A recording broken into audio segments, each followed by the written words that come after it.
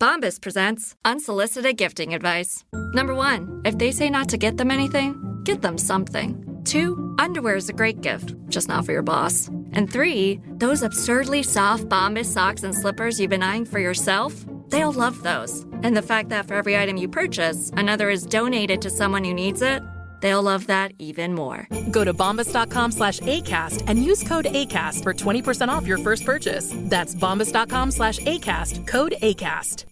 Holiday shopping is here, and Amazon Live has got you covered. Shop for the perfect gift from the comfort of your home with Amazon Live's shoppable video experience. Discover the hottest products from influencers and shop while you watch. This season, join Candy Burris from Real Housewives in her holiday Amazon Live series, Generation Face Off, where Candy, her mom, Mama Joyce, and daughter Riley share their favorite stocking stuffers and go-to gifts across fashion, beauty, and more.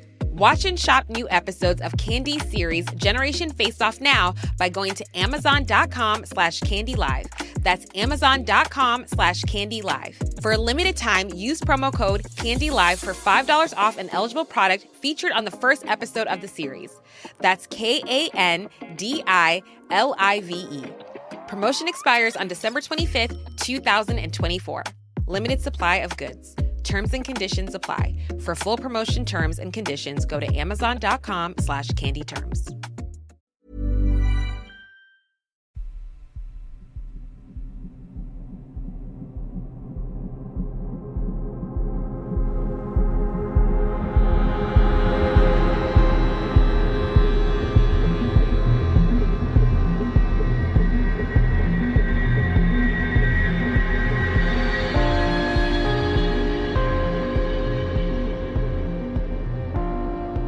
Hello and welcome to episode number 254 of Real Life Ghost Stories. And to kick things off this week, I would like to say thanks to some of our newest Patreon subscribers. I would like to thank Wendy Hill, Jessica Draper, Cheyenne Redden, Amy F, and Sam and Serafina.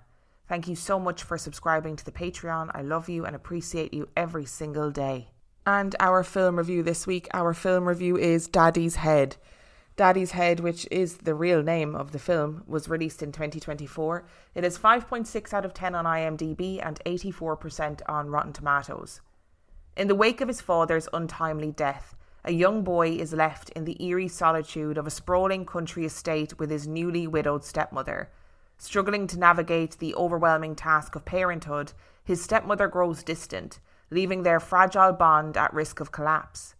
Amidst the growing tension, the boy begins to hear unsettling sounds echoing through the corridors and is soon haunted by the presence of a grotesque creature bearing a disturbingly familiar resemblance to his late father.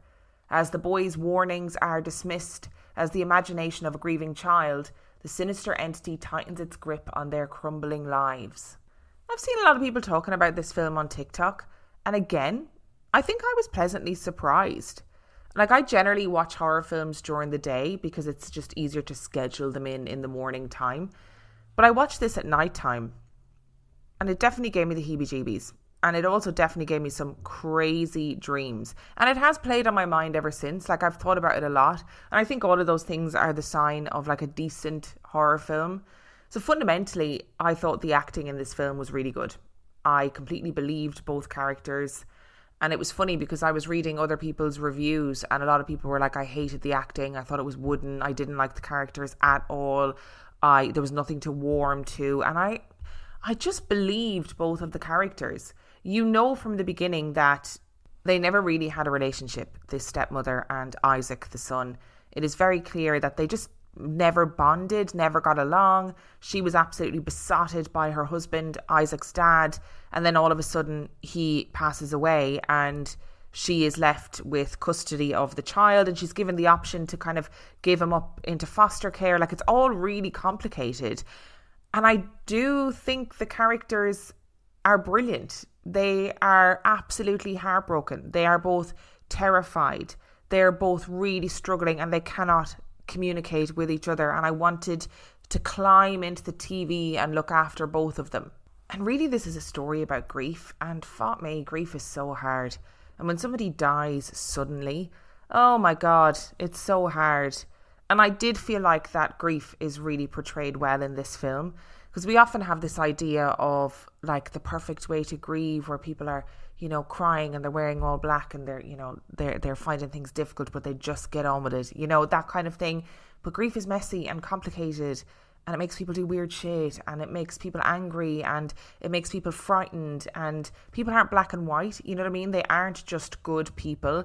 And I thought that the stepmother in this story was a real like personification of that. Like, she just is not making good decisions at times in this film, and you are looking at her and you're going, I feel so much empathy and sadness for you because you're just doing your best. There is this moment in the film where this sort of awful thing happens, and both the son and the stepmother experience it together, and they're both freaked. And then she literally just goes, oh, okay, well, good night then, and just leaves him, just leaves him on his own in the place where this thing happened, and off she goes. And I was like, oh my God. Like, it was a tiny moment in the film, but it was such a good demonstration of their relationship, and how she just doesn't really know how to communicate with him, and he doesn't really know how to communicate with her, and it's just so difficult for them both. Clearly neither of them wanted to be in that situation, and yet here they are, stuck together. And I really respect horror filmmakers who choose to dive into the topic of grief, because it's difficult, it's tricky, and I think it's done very well here. And as a film, it genuinely freaked me out at times. And not just because of the grief stuff, because the actual supernatural element of it is really scary. I thought the sound effects were pretty horrendous. They were pretty grim, scary-wise. Like, they made me feel on edge and uneasy when they happened. And the film really built atmosphere and anxiety really well throughout it. I also read some other reviews where people were like, it was too slow, it was really boring. And I have to say, I didn't feel that at all. I never felt like it was boring. I never felt like it was too slow. I felt like it was intense and difficult at times. Which brings me to my dislikes column, and I'm just going to say it. I hate the name. I hate the name so much. It pains me every time I think about it. It pains me every time I type it. Every time I say it out loud, it makes me want to die. I'd give the name 0 stars, half a star at most. I don't know what you would call it instead, you know? I don't know, like, make it something simple, like him. It does not have to be Daddy's head, okay? It just doesn't work for me. It's a no from me. I know that's a stupid thing to be so critical of, but I hate it so much. To be honest, like I said, I felt like the supernatural element of this film was really scary, and there was moments in it that genuinely made my hair stand on end and really freaked me out. But I did think there was just a bit too much of the creature shown. Keep that shit in shadow, okay? Keep that shit in shadow. It is much more effective. This was the type of creature, entity, supernatural being that needed to be CGI'd. Do you know what I mean? But because it was so CGI'd and so clearly CGI'd, I felt like it lost its power, and I just needed to see less of it. I didn't need to see as much of it as was seen. And again, I sort of feel like I'm saying the opposite of what people were saying in reviews, where they were like, we didn't see enough of the creature, blah, blah, blah. I felt like it was the opposite, to be honest. I felt like it was a really good idea for a supernatural entity. But when you know, looking at something, that you're looking at something that is computer generated, and it's very clearly computer generated, it just becomes more difficult, I think, to take it seriously. This is one of those films that sort of relies on ambiguity. Like, there are no clear answers. And I do think that some people will find that frustrating. But that also meant that I felt like there were elements of the plot that felt unnecessary. And I would recommend doing a search of the website Does the Dog Die before you watch it, if there are things that you know you are particularly sensitive to. And if you don't know what that is, just to refresh your memory, Does the Dog Die is a website that you can use to search up pretty much any film, and it will give you the timestamps and triggering things that happen in the film. So for example, one of the things that I find really difficult in films is any sort of CPR being done. So if I look up a film and I see, at 7 minutes in, there is a CPR scene, I know that it's there, I can skip that bit, or I can choose not to watch the film. So if you are particularly sensitive to anything in particular, do a Does the Dog Die search before you watch this film. I don't want to give too much away, but I just wanted to put that out there. And while I did enjoy this and it stayed with me, I felt like fundamentally something was missing. I'm not entirely sure what it is, but maybe it was the ending felt weak or the climax felt weak, but something was missing. And I can't quite put my finger on it. It'll come to me in about a month's time. I'll sit up in bed in the middle of the night and go, that's what it was. But it was good, but I don't know, just something wasn't quite hitting the right note for me. Ultimately, I think this was good. And I enjoy a horror film that explores grief, because grief really is horrific when you're going through it. And I think if you're somebody who enjoyed The Babadook, you will like this. I'm going to give it 3.5 stars. So that's 3.5 stars for Daddy's Head. Ugh, even saying that again has given me the absolute ick. And I would like to point out before we leave this film review that the name of the film that I review is always in the description of the episode. So if you're listening to the film review and you think, shit, I don't know what film it was, I missed where she said what film it was, or I can't remember what film it was, if you look at the description of the episode, it will be the first line of text will be the film review, the name of the film and the year the film was released. Today's episode is brought to you by Uncommon Goods. Spark something uncommon this holiday season with just the right gift from Uncommon Goods. So look, I'm trying to be super organised with my gift shopping this year. And if you haven't finished your holiday shopping yet, don't panic. Uncommon Goods is a great source for incredible original gifts. So if you want to get somebody gifts that make them go, that is exactly what I wanted, then you can find something truly original at uncommongoods.com. One of my favourite things on Uncommon Goods at the moment is their homeware section. I relatively recently moved house and they have so much housewarming gifts, serveware. There are hand-blown glass olive oil pourers. Now, if that does not scream sophistication and maturity, then I don't know what does. And when you shop at Uncommon Goods, you are supporting artists and small independent businesses. Many of their handcrafted products are made in small batches, so shop now before they sell out this holiday season. And my personal favourite thing about shopping at Uncommon Goods, every purchase you make, they give back $1 to a non-profit partner of your choice, and they've donated more than $3 million to date. To get 15% off your next gift, go to uncommongoods.com/ghoststories. That's uncommongoods.com/ghoststories for 15% off. Don't miss out on this limited time offer. Uncommon Goods. We're all out of the ordinary. Holiday shopping is here, and Amazon Live has got you covered. Shop for the perfect gift from the comfort of your home with Amazon Live's shoppable video experience. Discover the hottest products from influencers and shop while you watch. This season, join Candy Burris from Real Housewives in her holiday Amazon Live series, Generation Face Off, where Candy, her mom, Mama Joyce, and daughter Riley share their favorite stocking stuffers and go-to gifts across fashion, beauty, and more. Watch and shop new episodes of Candy's series Generation Face Off now by going to amazon.com/candylive. That's amazon.com/candylive. For a limited time, use promo code CANDYLIVE for $5 off an eligible product featured on the first episode of the series. That's KANDILIVE. Promotion expires on December 25th, 2024. Limited supply of goods. Terms and conditions apply. For full promotion terms and conditions, go to amazon.com/candyterms. Holiday magic is in the air, and DSW's got all the shoes to make your season extra merry. Believe, you've got parties to attend and lists to check twice, so DSW is taking care of the details, like gifts to make their eyes all aglow, styles that bring joy to your world, brands everyone wants, like UGG, Nike, Birkenstock, and more, and deals to make your budget bright. Find the perfect shoes for you and yours at a DSW store near you or DSW.com. Ryan Reynolds here from Mint Mobile. With the price of just about everything going up during inflation, we thought we'd bring our prices down. So to help us, we brought in a reverse auctioneer, which is apparently a thing.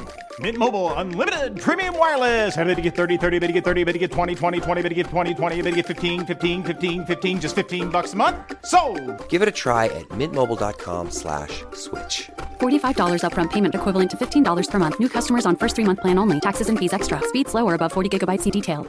This is a PSA, or public sock announcement. Experts have declared Bombas socks as the best way to warm up chilly feet. These pairs are super cushy, soft, and designed for maximum coziness. Plus, for every pair purchased, another pair will be donated, so someone in need of essential clothing can stay warm this winter. Go to bombas.com/ACAST and use code ACAST for 20% off your first purchase. That's BOMBAS.com/ACAST and use code ACAST at checkout. And before we get into the story this week, I know, all you people waiting for the story are going to be like, shut up, get into the story. Just to give you a heads up, next week's main episode will be a Christmas themed episode. So I'm going to be doing a main episode where we deep dive into weird, terrifying, spooky Christmas traditions from around the world and spooky Christmas folklore from around the world. And then I'll be taking a couple of weeks off. So next week will be the last main episode of the year. Then I'll be doing a festive fear. So 12 or 14 days of episodes, like 31 Days of Terror, but Christmassy. There'll probably be bells in the intro or something. So I just wanted to give you a heads up that was what we were going to be doing for the Christmas period. So if you are somebody and you're like, I hate Christmas, I find Christmas really difficult. Lots of people find Christmas really difficult.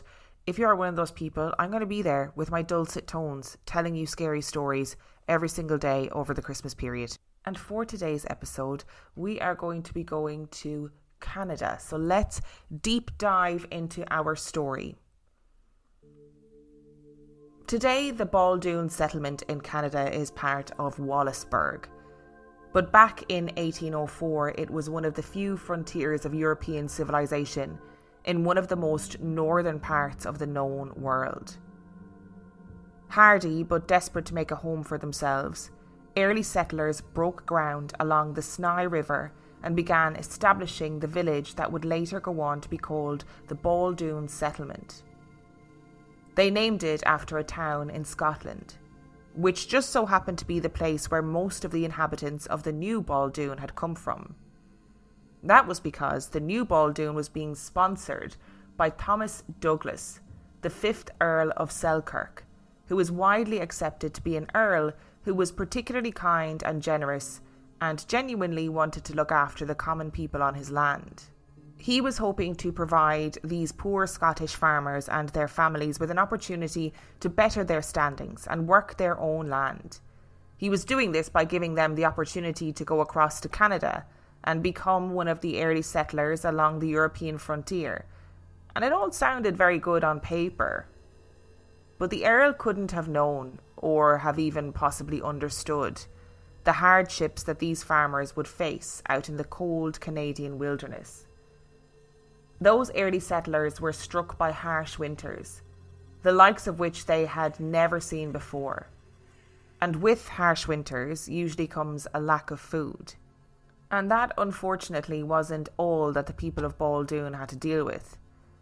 Setting themselves up by the Snai River had provided them with a stable source of fresh water, but it had also put them deep in the marshland. The going was tough. When they weren't struggling to build houses for themselves on top of unstable ground, they were dealing with newfound diseases like malaria from hordes of mosquitoes. Cold, wet, starving and sick, the people of Baldoon were then almost unbelievably struck again. Invasions and skirmishes between settlers and American troops only served to tip the scales further in the wrong direction, and it really did look like it was all over.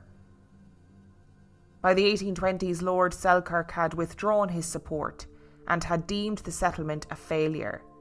He must have been thinking that the farmers he'd brought over in an attempt to provide them with a better life would follow suit and return to Scotland. But they didn't. Perhaps they were too stubborn, or perhaps they were simply determined. But many of the original settlers who had survived the initial hardships of New Baldoon decided to stay. It is because of their efforts that we have the town of Wallaceburg today, and amongst these surviving settlers was the MacDonald family. Back in 1829, one of the MacDonalds was approached with a proposition. His name was John MacDonald, and he was the son of one of the original settlers from 1804, who was a man called Douglas MacDonald. John, his wife, and their young children ended up living on a property a short distance away from Douglas, despite the fact that by that point many of their friends and peers had already moved on. As the story goes, John was approached one day by a woman whose name has been lost to history. She apparently lived in the village of Baldoon in what is called a long, low log house. These were typically the kind of log cabin that I think many of us would imagine when we think of that time period, and they were what was commonly available for people to live in during that time and area. In this case, we don't actually know much about the woman who approached John that day, except that she was one of the members of the household living in the log cabin. Some accounts say that she was an older woman, some say younger, but what they can all agree on is that the particular family who lived in that particular log cabin were not very well liked. According to accounts, her family were known to be difficult, antisocial, and had very few friends. Maybe this reputation played a part in how John reacted to this woman that day, or maybe his response had more to do with what the woman wanted from him. You see, this woman from the log cabin wanted to buy John's farm and property. I'm not quite sure what she offered as payment, but John and the MacDonalds were one of the few families who were sticking it out, and he wasn't just about to sell his farm and move on like others had done before him. He refused the woman's offer, and that is apparently where John's story all went wrong.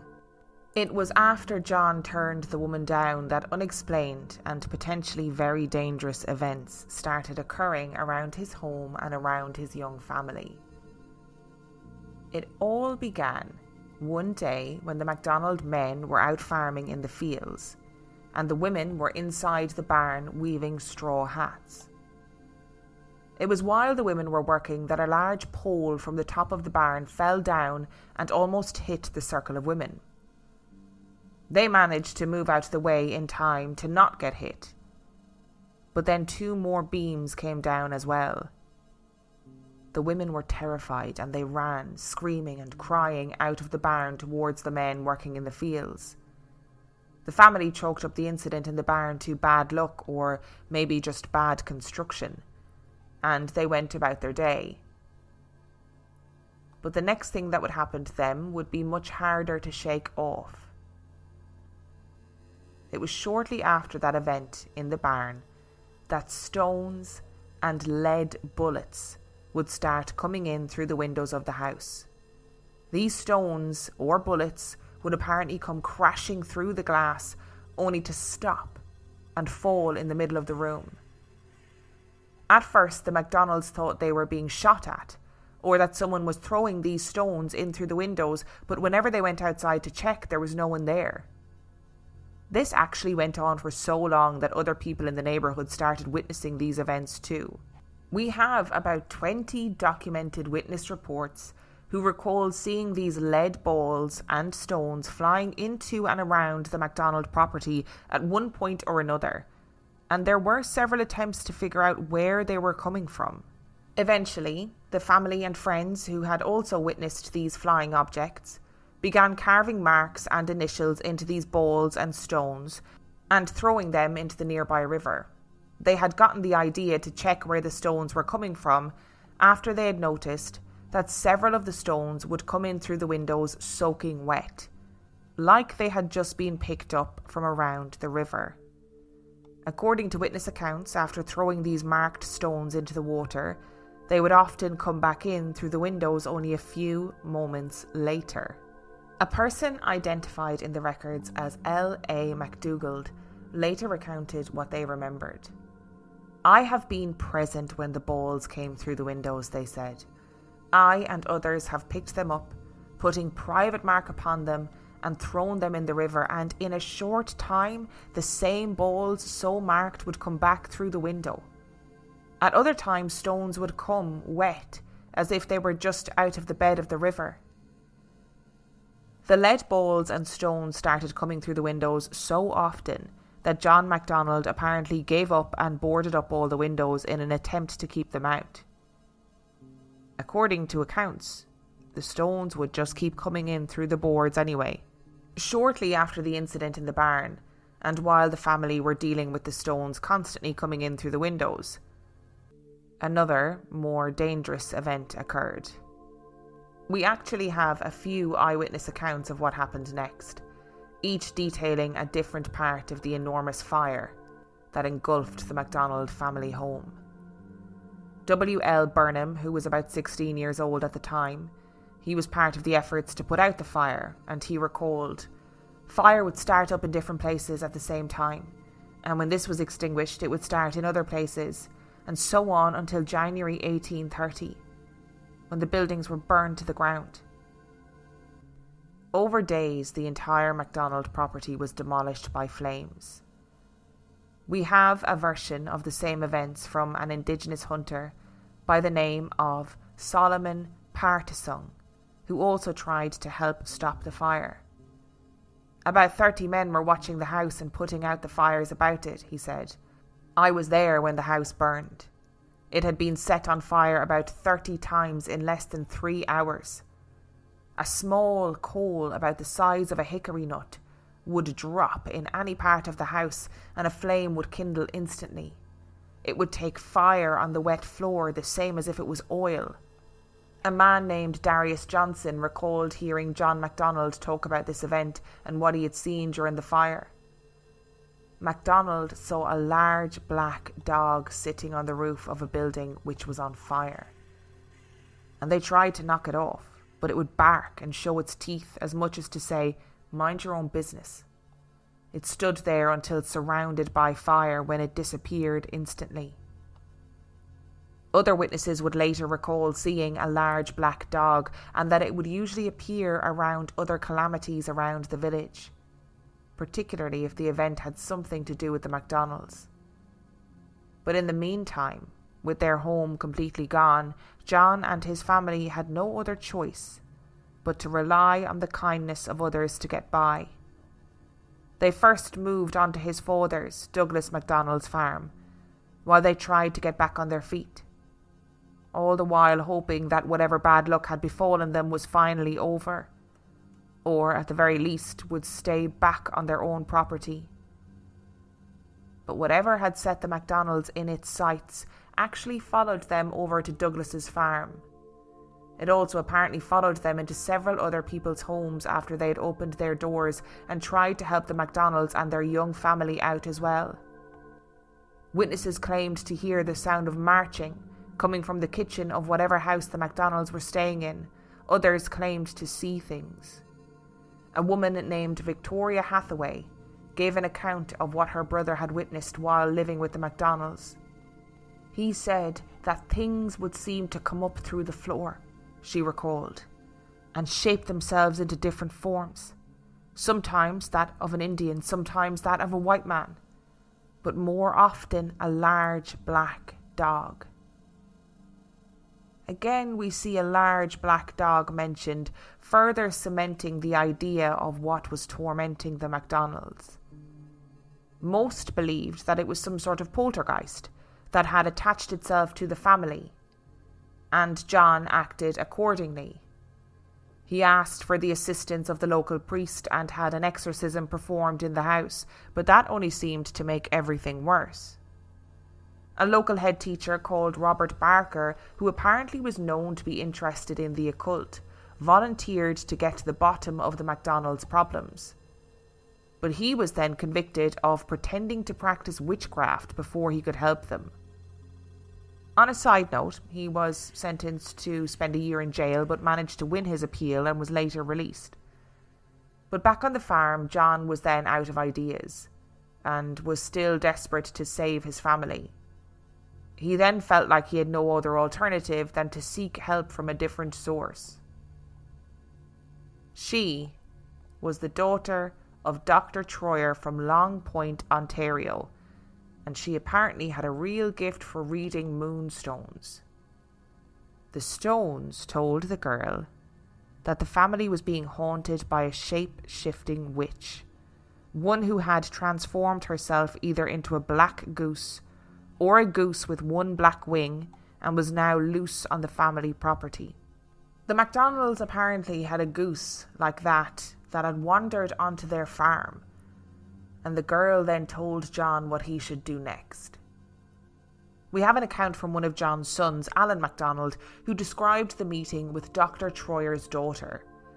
She then told him that if that goose was there when he got home, to put some silver in his gun and shoot it, and if he hit it, it would disappear, and he could not tell how. But the next day to go to his family's house, and he would find the old woman wounded by the silver he had shot her with the day before. That is how the story goes. According to witnesses, John came home to find that black goose still on his property. Using items that he found around the house, he fashioned some sort of silver bullet and shot the bird. He struck the goose on the wing and the goose fled, never to be seen on the property again. It was the next day that John spotted an elderly woman walking down the road. She apparently had one of her arms in a sling. That was it. After John shot the goose, the maladies that had plagued the family came to an abrupt end.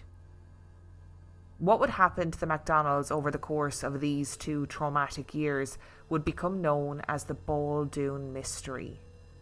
This is widely accepted as Canada's most famous ghost story, and is one of the most documented accounts of poltergeist activity to date. We have these accounts because of one of John's very own sons, Neil MacDonald. John himself was unhappy to relive the events during his own lifetime, but when he passed away, about 30 years after the Baldoon mystery occurred, Neil got to work. He first documented his own accounts of what he remembered happening from his childhood, and then he set about collecting witness testimonies from the surviving members of the Baldoon community. He interviewed 26 people, 5 of which said they had witnessed the flying lead balls and stones coming through the windows firsthand themselves. And these are accounts that we still have with us today. Many take Neil MacDonald's collection of these testimonies as true to the letter.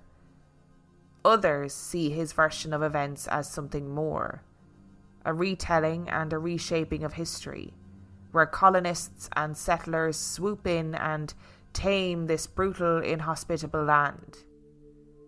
They say that the MacDonald story is one of its time and from a period of history where it was all about subduing a wild country or old false gods and establishing a new world of Christian beliefs and European ways.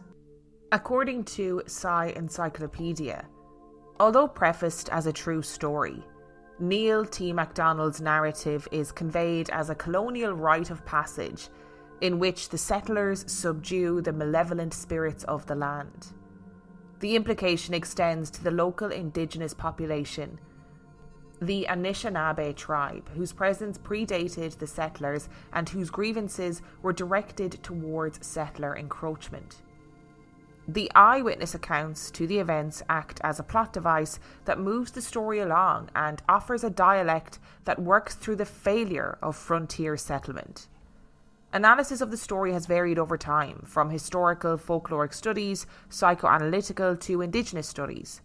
The published story offers a series of structuralist tropes through which a God-fearing and righteous settler man defeats the evil spirits of a wild and untamed land. At various points, the family loses livestock, their home is burnt to the ground, and they cannot produce successful crops. The story loosely parallels the ordeals of the original Baldoon settlement, which collapsed more than a decade prior to the events of the story. As the story progresses, the antagonist is identified as the MacDonald's neighbour, an old woman with the ability to shapeshift into a black goose. As the protagonist unlocks the secrets behind the mysterious events plaguing his family, the antagonist is defeated and the family can live in peace. But here's the thing. The PSI Encyclopedia goes on to discuss why this poltergeist activity is said to have happened. What did the indigenous people believe actually happened here? They say there are 2 common theories related to the source of the poltergeist activity, and both are reflective of the MacDonald's presence on indigenous land. Historian Alan Mann points to a confrontation between MacDonald and another neighbouring Scottish family. One source told Mann that the neighbour refused to sell a piece of land to MacDonald, while another source indicated the family heads clashed over common land between their properties.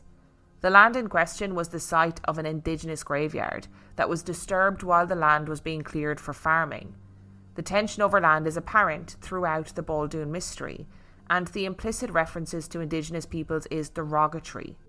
It was noted that the people responsible were known as the, quote, wild Indians who lived on a prairie near where the MacDonalds lived. None of the witnesses named the supposed assailants, but Neil T. MacDonald said, quote, they were not nice people, but were remarkable for a sullen, resentful air and made few friends. The social tensions between the settlers and the Anishinaabe predated the events of 1829 by several decades. The MacDonald family were among several settlers who moved north of the Baldoon settlement onto land known as the Cheenail-Ecarte Tract. At least one of the families, the Stewarts, were accused of using duplicitous means to obtain property from the Anishinaabe. On other occasions, complaints were made by regional chiefs that the Baldoon settlement was being built without their permission and that its construction was preventing Indigenous farmers from sowing their seeds. Two other accounts by Indigenous witnesses offer more depth to the story. A local chief offered the earliest known commentary of the events of the MacDonald home. He spoke with Reverend Peter Jones in the early 1930s and offered the following account. "Oh, I know all about it," he said. "The place on which the white man's house now stands was the former residence of the Mamagwezwuk, or fairies. Our forefathers used to see them on the bank of the river. When the white man came and pitched his wigwam on the spot where they lived, they removed back to a poplar grove, where they have been for several years. Last spring, this white man went and cleared and burnt this grove, and the fairies have been obliged to remove. Their patience and forbearance were now exhausted. They felt indignant at such treatment, and were venting their vengeance at the white man for destroying their property." Another account was offered by another chief in the early 1900s, and the elder chief noted the cause of the haunting to be settlers' destruction of a medicine lodge prior to building their farm. The events at Baldoon gained notoriety in the following years and decades. Alan Mann noted the Baldoon house became a regular stop for passengers on a Detroit-based cruise ship. Mann noted the excursionists were a ready, waiting, impressionable crowd whose attention was intently focused on the stories spun by the tour operators. John MacDonald became a well-known figure in the region. In the early 1840s, his name appears on multiple lists of illegal squatters living on Walpole Island First Nation. As a non-Indigenous settler, MacDonald had illegally occupied a portion of land on the island, apparently in addition to his land holdings off the island. MacDonald's name appears alongside various other settlers, including other MacDonalds, who were identified for removal by the local Indian agent. Among the 24 or so settlers occupying Walpole Island, the agent went out of his way to name MacDonald as a, quote, very troublesome Scot. All of the witness accounts are clear that the events that comprise the Baldoon mystery happened on the mainland in Sombre Township, formerly the Cheenail-Ecarte Tract. Yet the presence of the MacDonalds on Walpole Island and their subsequent removal provides greater dimension to the socio-cultural context, to the settler meta-narrative. Again, as always, I apologise for my terrible pronunciation of everything. Also, I know that last bit was wordy, right? It came straight, directly, word for word from the PSI Encyclopedia. The link is in the description of this episode if you want to go check out that article. But it is a very interesting insight into the complexities of the behind the scenes of this story. And not only can you see this complicated sociological environment, but you can also see the layers of folklore that's going on here, and how these stories are adapted and changed over time to suit a particular narrative. So, for example, in the widely told narrative, this woman comes and offers MacDonald something and he turns her down, and therefore she, you know, plagues his house with all of this misery. But actually it seems that he approached a woman asking to buy her land, and she was like, absolutely not, this is my land, this is where I live. It's also interesting that in a story where we have a million bajillion eyewitness accounts and testimony about the story, we have no name for this woman or no indication as to who this woman actually was. And even going back further in this story, like Lord Selkirk is like, oh, do you know, I'm a really good guy, so I'm going to give you all the chance to go and start a new life over in Canada. Like, a really good guy. There's all this Canadian land that apparently is just going begging. We're just going to go and take some without any consideration as to how shit hard it is to live on this land. And I also, you have to point out too that there's an element of self-serving here as well. You know, he's definitely thinking, I'm going to get me a piece of that fucking Canadian land. Do you know, I set up a colony over there, it gets bigger and bigger. I've done that. My land. Brilliant. And these people landing on the shores of Canada without a clue about what they were in for, trying to set up a town on marshland, really harsh winters, a land that you're not familiar with. And then, of course, Indigenous people who are like, excuse me, this is actually our land. First of all. Second of all, don't build your house there. That's where the fairies are. This is a terrible idea. So if we just accept elements of this story and we say, you know, there was a dispute over land. He had a dispute with this older woman who nobody liked. Nobody in the area liked this older woman and her family, whoever they were. And then shitty things started happening. So all the beams fall in the barn first. And then you also have these stones and lead bullets would be fired through the window, thrown through the window. And everybody's writing their initials on them or carving stuff into them, putting them in the river, and then it's happening again. But listen, come here to me. We've had this same trope in a number of stories over the last couple of months. First of all, I'm pretty sure the same thing happened in the story of Eleanor Zugan, where they were taking the stones, putting them in the river, and then they were being flung back in through the window 2 seconds later. We also had the same trope, I'm pretty sure, with the Hell's Acres story, that family in Connecticut, I think, where they had arrived in America from Germany, I want to say, and something had happened, and then all of these stones were being hurled through the window, and they were putting them in the river, and they were coming back in through the window, soaking wet, just out of the river. Now, riddle me this. Why is that specific trope of them being, the stones being removed from the house, put into the river, and then coming back in through the window again? Why is that coming up all the time? It's almost as though these stories all borrow from each other. Like, is that how this poltergeist activity works? Is there just a set pattern to poltergeist activity, set rules that have to happen? I just find it really interesting that same exact detail is in so many of these weird poltergeist stone throwing stories. And look, maybe it is a case of you've got groups of people and they're going to come to the same conclusion. They're going to go, we need to try and figure out how these stones are getting into the house, or we need to put them somewhere where they would be difficult for a human being to get hold of. What's the nearest, closest place we can do that? Oh, let's throw them into the river, because then they're difficult to get hold of, difficult to find the exact same stone again. Oh, look, the same stone has been thrown through the window. Maybe it is just different groups of people reaching the same conclusion as to how they can figure out this particular mystery. But this one obviously goes a step further, which is then that the MacDonald farmstead burns to the ground, and no matter how many times people try and put the fire out, a little small coal the size of a hickory nut would drop in a part of the house and a flame would kindle instantly, like the floor was made of oil. I love that description, and it really paints a picture that something fucking weird was happening with this fire. And then, of course, we move on to this woman who is particularly gifted at moonstones, and she's like, there's a black goose on your farm. And I have to say, it is bad boss bitch energy that if you are able to shapeshift, that you shapeshift into a goose. Like, geese are scary as shit. I'm just going to say it. Like, geese are scary. A couple of years ago, me and my friends went and stayed in an old stately home, and they were like, oh, don't mind the guard geese. And they had guard geese instead of guard dogs. And when we drove up to the stately home, the geese came and attacked my car. Like, geese are badass. If I'm turning into an animal, I want to turn into a goose. Not only that, but you can also fly. And here's what's really interesting is that I've heard different versions of this story for years.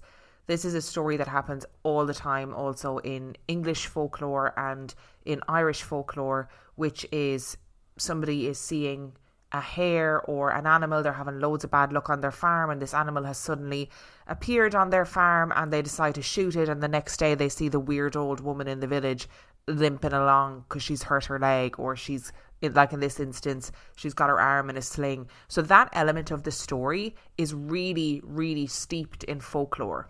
And I do think this story in particular is a really interesting insight and look into the absolute tensions that simmered between Indigenous people and settlers who arrived over and just sort of stepped onto the land and was like, well, this is mine now.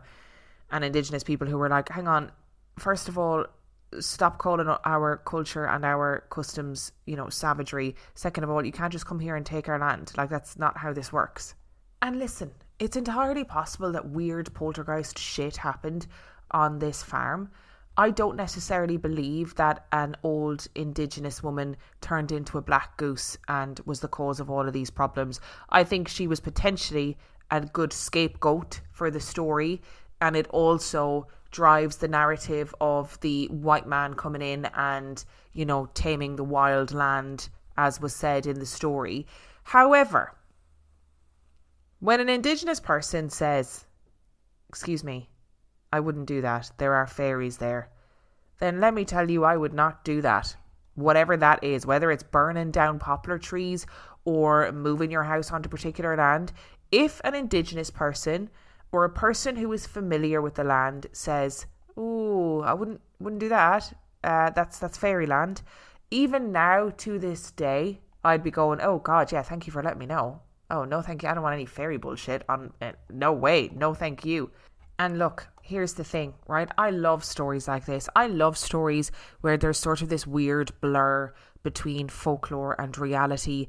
And I love stories where you have poltergeist shit going on. There's possible fairy shit going on. Not so much cool on the houses burning to the ground. That's not so good. However, what I will say is that while we can enjoy these stories and love them and be spooked by them and try and pick them apart, I do think it is also really important to just keep in mind the cultural context of when these stories took place. Like, is it possible that John MacDonald was in an ongoing row with Indigenous people about land?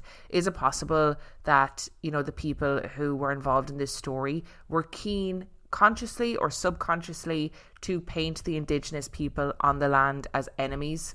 Is it also possible that these people were really, really struggling to make ends meet on this land, and that their misfortunes were put down to some weird curse or some weird misfortune that has been stoked by somebody that they have been crossed by? Yeah, these are all things that you need to consider. I am still fascinated by the significant similarities that occur in these stories. This story is in Canada. The Eleanor Zugan story, for example, is in rural Romania. And there are some serious similarities there. Thank you so much for listening to today's episode of Real Life Ghost Stories. If you have a story that you would like to share, you can send it to reallifeghoststoriespodcast@gmail.com. You can also check out the website reallifeghoststoriespodcast.com. And if you are desperate for some extra content, you can subscribe to the Patreon. That is patreon.com/reallifeghoststories, where for $5 a month or $2 a month, you can get access to heaps of extra content, as well as every single main and mini episode completely ad-free. And on that note, I shall see you next time. Holiday shopping is here, and Amazon Live has got you covered. Shop for the perfect gift from the comfort of your home with Amazon Live's shoppable video experience. Discover the hottest products from influencers and shop while you watch. This season, join Candy Burris from Real Housewives in her holiday Amazon Live series, Generation Face Off, where Candy, her mom, Mama Joyce, and daughter Riley share their favorite stocking stuffers and go-to gifts across fashion, beauty, and more. Watch and shop new episodes of Candy's series Generation Face Off now by going to amazon.com/candylive. That's amazon.com/candylive. For a limited time, use promo code CANDYLIVE for $5 off an eligible product featured on the first episode of the series. That's KANDILIVE. Promotion expires on December 25th, 2024. Limited supply of goods. Terms and conditions apply. For full promotion terms and conditions, go to amazon.com/candyterms.